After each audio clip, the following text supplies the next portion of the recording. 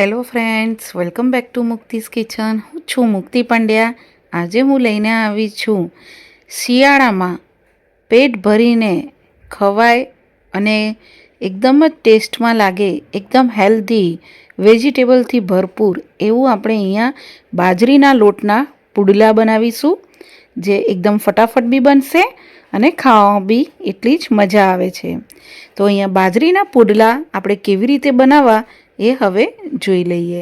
તો એની માટે આપણે એક વાસણમાં પહેલાં બાજરીનો લોટ લેવાનો છે. અહીંયા મેં 1 કપ જેટલો બાજરીનો લોટ લીધો છે, જેને આ રીતે ચારીને ઉપયોગમાં લેવાનો અને એકદમ તાજો હોય એવો લેવાનો, કડુચુવાળો નહીં લેવાનો. પછી એની સાથે અડધી વાટકી જેટલો આપણે અહીંયા ઘઉંનો લોટ લેવાનો છે, જે આપણે રોટલી કરીએ છીએ એ ઝીણો લોટ તમારે અહીંયા લેવાનો રહેશે. અહીંયા તમે જેટલા વ્યક્તિઓ માટે બનાવતા હોય એ પ્રમાણે તમારે અહીંયા લોટ લેવાનો રહેશે. ફક્ત આપણે આ જ 2 લોટનો ઉપયોગ કરીને આપણે અહીંયા પુડલા બનાવીશું. પછી આમાં થોડું થોડું પાણી એડ કરીને આપણે એક થીક બેટર બનાવીને રેડી કરવાનું છે. બેટરમાં લોટના ગઠ્ઠા ન રહે એ રીતે તમારે અહીંયા બેટર બનાવીને રેડી કરવાનું છે. તમે જોઈ શકો છો કે જરા બી બાજરીના લોટના કે ઘઉંના લોટનો જરા બી ગઠ્ઠા ન રહે એ રીતનું આપણે અહીંયા આ રીતે થીક બેટર બનાવીને રેડી કરવાનું છે. આ રીતે બેટર બની જાય પછી તમારે આને થોડી વાર માટે રેસ્ટ આપવાનો છે, એટલે કે 5 મિનિટ જેવું આપણે ઢાંકીને રેસ્ટ આપીશું. 5 મિનિટ આને આપણે રેસ્ટ આપ્યા પછી ખોલીને જોશું તો તમે જોઈ શકો છો કે બેટર સરસ રીતે સેટ થઈ ગયું છે. ઉપર તમને બબલ્સ થતા હશે એવું તમને દેખાશે અને બેટર પહેલાં કરતાં થોડુંક જાડું થઈ ગયેલું તમને લાગશે. પછી આવી રીતે એક વખત આપણે આને હલાવી લેવાનું અને એક રસ જેવું કરી દેવાનું. આ રીતે બેટર રેડી થઈ જાય પછી આની અંદર આપણે બધા વેજીટેબલ એડ કરવાના છે. તો અહીંયા મેં કાંદા ઝીણા સમારેલા, ટમેટાં ઝીણા સમારેલા અને કોથમીર લીધેલી છે. સાથે અહીંયા લસણ અને મરચાં અને આદુને આ રીતે અધકચરું વાટીને એડ કરવાનું છે. અહીંયા લસણ અને મરચાં થોડાક આગળ પડતા લેવાનું રહેશે, કારણ કે આ બાજરીના લોટના આપણે બનાવીએ છીએ એટલે થોડાક મસાલા અને વેજીટેબલ તમારે આગળ પડતા એડ કરવાના. પછી આ રીતે ઝીણા સમારેલા કાંદા અને ક્રશ કરેલા આપણે ટમેટાં એડ કરી દેવાના છે. અને સાથે જ અહીંયા આપણે ફ્રેશ કોથમીર એડ કરી દઈશું. તમને બીજા વેજીટેબલ એડ કરવા હોય તો તમે કરી શકો છો. પછી આમાં આપણે થોડુંક, મારી પાસે આ રીતે લીલું લસણ પડ્યું હતું તો લીલા લસણના પાન અને લીલું લસણને આ રીતે અધકચરું કાપીને આપણે આમાં એડ કરી દેવાનું છે. કાપીને જ એડ કરવાનું, બહુ પેસ્ટ અહીંયા તમારે બનાવીને એડ નથી કરવાનું. જો પેસ્ટ બનાવશો તો તમને પુડલા ખાવાની મજા નહીં આવે. આ રીતે લસણ અને મરચાંને થોડું ક્રશ કરીને જ એડ કરવાનું. પછી બધું એડ થઈ જાય પછી એક વખત તમારે આ રીતે મિક્સ કરી દેવાનું. બરાબર વેજીટેબલ બેટરની સાથે તમારે મિક્સ કરી લેવાનું રહેશે. આ રીતે મિક્સ થઈ જાય પછી તમારે આની અંદર હવે આપણે મસાલા કરવાના છે. તો મસાલા કરવા માટે અહીંયા મેં અડધીથી 1 ચમચી જેટલા આપણે અહીંયા લાલ મરચું પાવડર લેવાનું છે. આપણે લસણ અને મરચાંનો વધારે ઉપયોગ કરેલો છે એટલે મરચું અહીંયા થોડુંક ઓછું એડ કર્યું છે. 5 ચમચી જેવું હળદર પાવડર એડ કરીશું. અડધી ચમચી જેવું જીરું એડ કરીશું. અહીંયા શેકેલું જીરું લેવાનું. અડધી ચમચી જેવું ગરમ મસાલો અને 5 ચમચી જેટલો અહીંયા આપણે અજમો લેવાનો છે. અજમાને તમારે આ રીતે હાથમાં, હથેળીમાં લેવાનું અને હાથેથી થોડું ક્રશ કરીને તમારે એડ કરવાનું છે. અહીંયા વાટીને કે પીસીને એડ નથી કરવાનું. અજમો એડ કરવાથી ઘણા લોકોને બાજરીનો લોટનું ગેસ થાય તો એ ન થાય એની માટે અહીંયા અજમો એડ કરવામાં આવે છે. 1 ચમચી જેવું ધાણા જીરું પાવડર, સ્વાદ પ્રમાણે મીઠું અને 1 ચમચી જેવી સાકર એડ કરીશું. સાકર અહીંયા એટલા માટે એડ કરી છે કે જે આપણે પુડલા બનાવીશું એનો કલર બહુ જ સરસ આવશે, અહીંયા ગળપણ નહીં થાય. એટલે અડધીથી 1 ચમચી જેવી જ એડ કરવાની, વધારે એડ કરવાની નહીં. અને પછી અહીંયા આપણે 5 ચમચી જેવી હિંગ એડ કરી દઈશું. તમને જો ખાટા પુડલા ગમતા હોય તો તમે અહીંયા દહીંનો ઉપયોગ બી કરી શકો છો. હવે બધા મસાલા એડ થઈ જાય પછી તમારે આ રીતે બધું જ મિક્સ કરી દેવાનું. મસાલાના ગઠ્ઠા ન રહે એ રીતે મિક્સ કરવાનું. મિક્સ થઈ જાય પછી આપણે ફરીથી ઢાંકી દઈશું અને બીજી 5 મિનિટ માટે રેસ્ટ આપી દઈશું, જેથી બેટરની અંદર મસાલાનો ફ્લેવર આવી જાય. 5-1 મિનિટ જેવું થઈ જશે પછી તમે ખોલીને જોશો તો બેટર આ રીતે મસાલા સાથે સેટ થઈ ગયેલું લાગશે તમને. મસાલા અહીંયા સરસ રીતે મિક્સ થઈ જાય પછી એક વખત હલાવી દેવાનું. તમે હલાવશો ત્યારે તમને થોડુંક તમને પતલું થયેલું બેટર લાગશે, કારણ કે આપણે વેજીટેબલ એડ કર્યા હતા એટલે એનું બી પાણી છૂટે. એટલે આટલી કન્સિસ્ટન્સી તમારે સરખી રાખવાની રહેશે. તમને એમ લાગે કે મારું બેટર થોડુંક વધારે પતલું થઈ ગયું છે તો થોડોક તમે બાજરીનો લોટ અથવા ઘઉંનો લોટ ઉપયોગમાં લઈ શકો છો. હવે આની અંદર આપણે 1 ચમચી જેવા સફેદ તલ એડ કરીશું. તલ ઓપ્શનલમાં છે, જો એડ કરશો તો પુડલા દેખાવમાં બહુ સરસ લાગશે અને તમારી પાસે ના હોય તો તમે સ્કીપ કરી શકો છો. હવે આ બેટરને બધું સરખી રીતે મિક્સ કરી લેવાનું અને બેટર રેડી થઈ જાય પછી આપણે પુડલા બનાવવાનું શરૂ કરીએ. તો પુડલા બનાવવા માટે ગેસ પર આપણે એક તવી મૂકી દેવાની, નોનસ્ટિક તવી લેવાની. પછી એ ગરમ થાય પછી એના ઉપર ભીનું કપડું ફરાવી લેવાનું અને પછી 1 થી 1.5 ચમચા જેટલું આપણે બેટર લેવાનું અને આ રીતે વચ્ચે એડ કરવાનું. પછી ધીરેથી આને પસરાવી લેવાનું છે, જેમ ઢોસા આપણે કરીએ છીએ એ રીતે. પણ અહીંયા બહુ પતલું તમારે બેટરને પસરાવવાનું નથી, થોડા જાડા જ બનાવવાના રહેશે, કારણ કે બાજરીનો લોટ ચીકણો હોય છે. પછી મીડિયમ ગેસની ફ્લેમ ઉપર આપણે આને કૂક થવા દઈશું. આજુબાજુમાં તેલ, બટર અથવા તો ઘી એડ કરીશું. હવે આને આપણે તરત જ ફરાવવાનું નથી, 1 થી 2 મિનિટનો આપણે રેસ્ટ આપીશું. થોડી વારમાં એટલે કે 2 મિનિટ જેવું થશે પછી તમે જોશો તો ઉપરથી તમને પૂરું ડ્રાય થયેલું તમને લાગશે. આ રીતે પૂરું ઉપરથી ડ્રાય થઈ જાય પછી જ તમારે આને પલટાવવાનું છે. તો પહેલાં તાવેતાની મદદથી આજુ અને બાજુમાં સરસ રીતે ઉખાડી લેવાનું, પછી ધીરેથી વચ્ચેથી તમારે આવી રીતે લેવાનું રહેશે અને આને ફ્લિપ કરવાનું રહેશે. પાછળથી એકદમ કૂક થઈ જાય પછી જ તમારે આને ફરાવવાનું છે અને તમે જોઈ શકો છો કે એકદમ ગોલ્ડન રંગ સરસ આવી ગયો છે. આ રીતે પલટાવ્યા પછી બીજી બાજુ બી 2 મિનિટ જેવું થવા દેવાનું. 2 મિનિટ જેવું થશે પછી આને ફરીથી પલટાવીશું તો તમે જોઈ શકો છો કે બીજી બાજુ બી સરસ એવું શેકાઈ ગયું છે. આવી રીતે આજુબાજુમાં બંને સાઈડ સરસ રીતે શેકાઈ જાય પછી તમારે આને એક પ્લેટમાં હવે આપણે લઈ લઈશું અને આવી જ રીતે આપણે બધા જ બાજરીના પુડલા બનાવીને આપણે રેડી કરી લઈશું. તો આવી જ રીતે અહીંયા મેં બધા જ બાજરીના પુડલા બનાવીને રેડી કરી લીધેલા છે. આ એટલા સોફ્ટ અને ટેસ્ટી બને છે. આની સાથે મેં લસણની ચટણી સર્વ કરી છે. તમારી પાસે જો ના હોય તો દહીંની સાથે, ચાની સાથે કે પછી તમને જેની સાથે ભાવે તમે એની સાથે ખાઈ શકો છો. અને આ એટલા સોફ્ટ બન્યા છે તમે જોઈ શકો છો. બાજરીનો લોટ અહીંયા ચીકણો હોવાથી આપણે એને બાઇન્ડિંગ આપવા માટે મેં અહીંયા ઘઉંનો લોટનો ઉપયોગ કર્યો છે. તો અહીંયા બાજરીના લોટના પુડલા એકદમ સરસ એવા તમારા અહીંયા બનીને રેડી થશે અને આ લસણની ચટણી સાથે તો બહુ જ સરસ લાગે છે. મારા મોઢામાં પાણી આવી ગયું, ખાવાનું ફરીથી મન થઈ ગયું.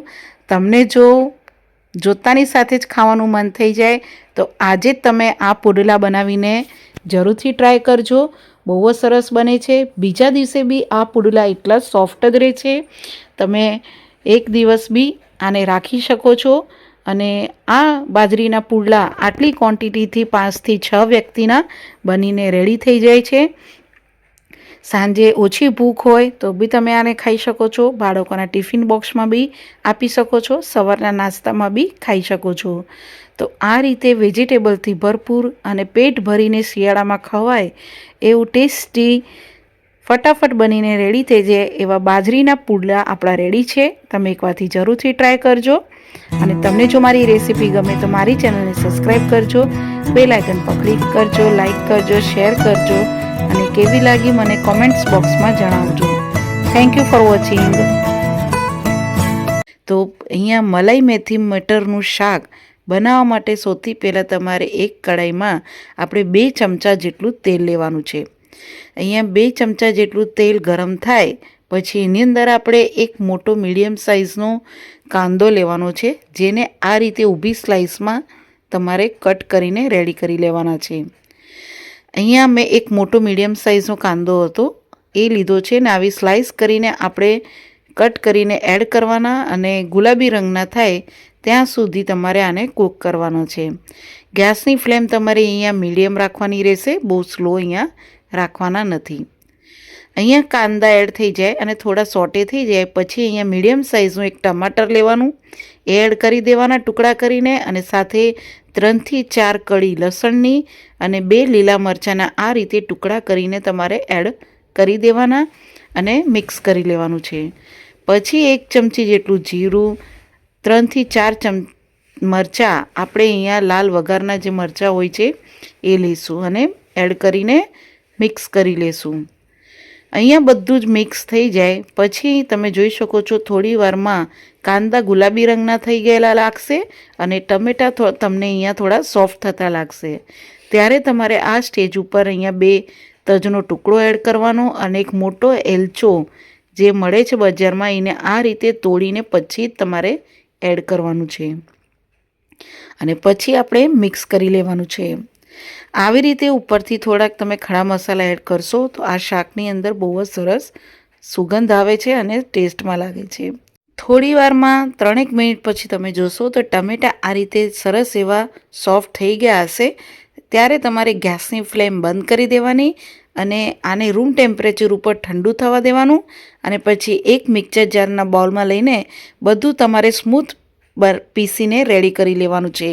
તો અહીંયા આપણે આ બધું પીસીને રેડી કર્યા પછી તમારે સેમ કઢાઈ લઈ લેવાની છે. એની અંદર આપણે 1 ચમચી જેટલું તેલ એડ કરવાનું છે અને તેલ એડ કર્યા પછી તમારે અહીંયા મેથી એડ કરવાની છે. તો અહીંયા 1 વાટકા જેટલી મેથી હશે અને આટલી ક્વોન્ટિટીથી લગભગ 3 વ્યક્તિ આરામથી ખાઈ શકે છે.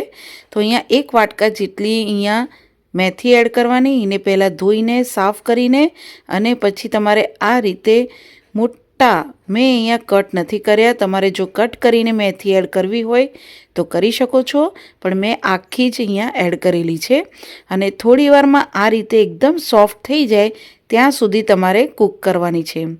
પછી આની અંદર એડ કરીશું આપણે અડધી વાટકી જેવા વટાણા. અહીંયા મેં ફ્રોઝન વટાણા લીધેલા છે એટલે જલ્દી ચડી જશે. તમારે અહીંયા પહેલાં વટાણાને થોડાક આપણે કૂક કરીને પછી જ આમાં એડ કરવાના છે. તો અહીંયા મેથી અને વટાણા એડ થઈ જાય અને થોડા સોફ્ટ થઈ જાય પછી થોડુંક આપણે મેથી પૂરતું જ અહીંયા મીઠું એડ કરવાનું અને મિક્સ કરી લેવાનું છે. મિક્સ થઈ જાય પછી ઢાંકી દેવાનું અને 1 મિનિટ જેવું કૂક થવા દેવાનું છે.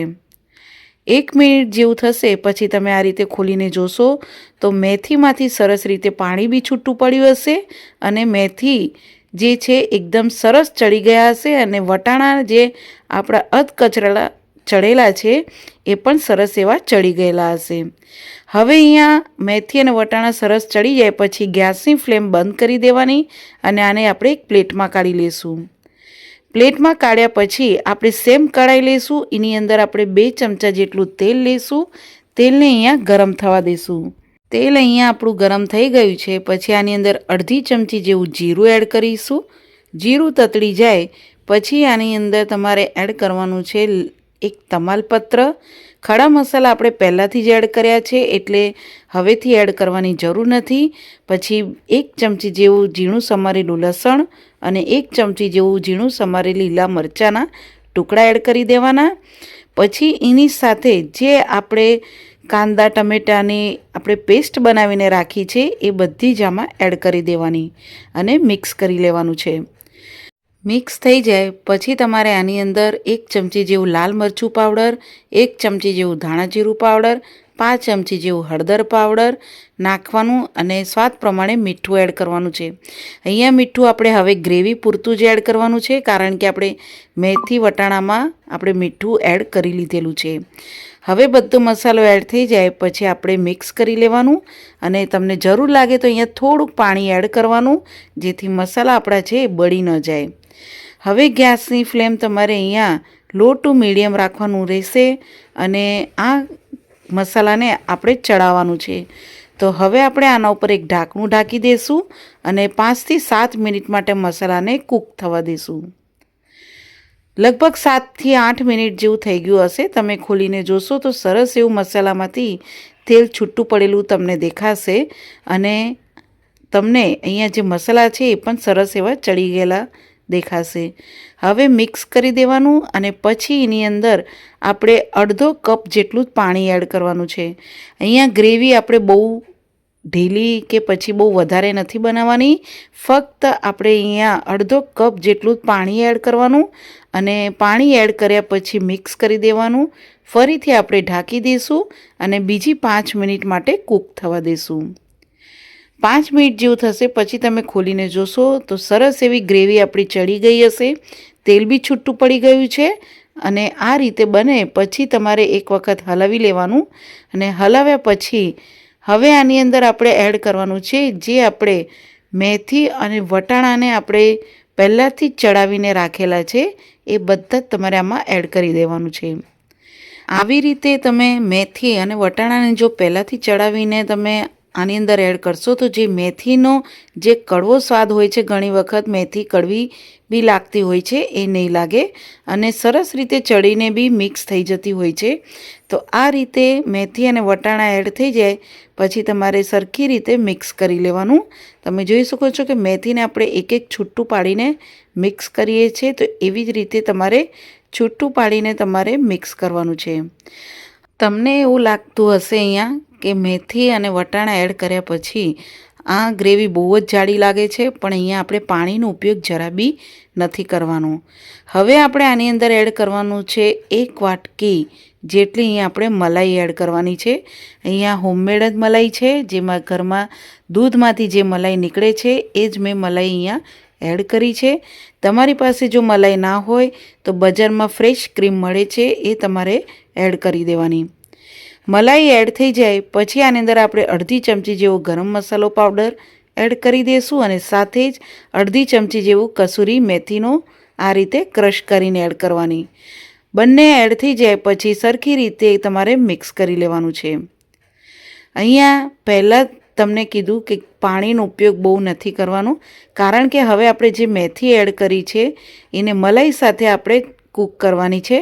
તો મેથીમાંથી ફરીથી પાણી છૂટશે અને આ ગ્રેવી જે છે થોડી એવી ઢીલી થઈ જશે, એટલે આપણે પાણીનો ઉપયોગ અહીંયા જરા બી નથી કરવાનો. હવે મીડિયમ ગેસની ફ્લેમ ઉપર આપણે મલાઈ એડ થઈ જાય પછી આપણે ફરીથી થોડુંક મીઠું એડ કરીશું. અહીંયા તમારે મીઠું ખાસ ચાખીને એડ કરવાનું. જો તમને ઓછું લાગે તો તમારે મીઠું એડ કરવાનું, નહીં તો સ્કીપ કરી દેવાનું. હવે મીઠું એડ કર્યા પછી આપણે મિક્સ કરી લઈશું અને ફરીથી ઢાંકી દઈશું અને ઢાંકીને આપણે 2 મિનિટ જેવું કૂક થવા દઈશું. 2 મિનિટ જેવું થાય પછી આપણે ખોલીને જોશું તો સરસ રીતે તમે જોઈ શકો છો તેલ ઉપર તરતું તમને લાગશે અને મલાઈ, મેથી અને વટાણા બધું સરખી રીતે ચડી બી ગયું છે અને મલાઈનો બધો જ ફ્લેવર શાકમાં આવી ગયો છે. પછી આ રીતે એક વખત તમારે હલાવી લેવાનું અને પછી તમારે અહીંયા આ શાક રેડી થઈ ગયું છે તો ગેસની ફ્લેમ બંધ કરી દેશું. તો આ રીતે પંજાબી સ્ટાઇલમાં બનતું મલાઈ મેથી મટરનું શાક તમે ગરમ ગરમ સર્વ કરજો. આની સાથે તમે રોટલી, પરોઠા તમને જેની સાથે ભાવે તમે ખાઈ શકો છો અને આ એટલું ટેસ્ટમાં લાગે છે. તમે જો ક્યારે ન બનાવી હોય તો એકવારથી જરૂરથી ટ્રાય કરજો અને તમને કેવી લાગે છે મને કોમેન્ટ્સ બોક્સમાં જણાવજો. અને તમને જો મારી રેસીપી ગમે તો મારી ચેનલને સબસ્ક્રાઈબ કરજો, બેલ આઇકન પર ક્લિક કરજો અને લાઈક કરજો. Thank you for watching.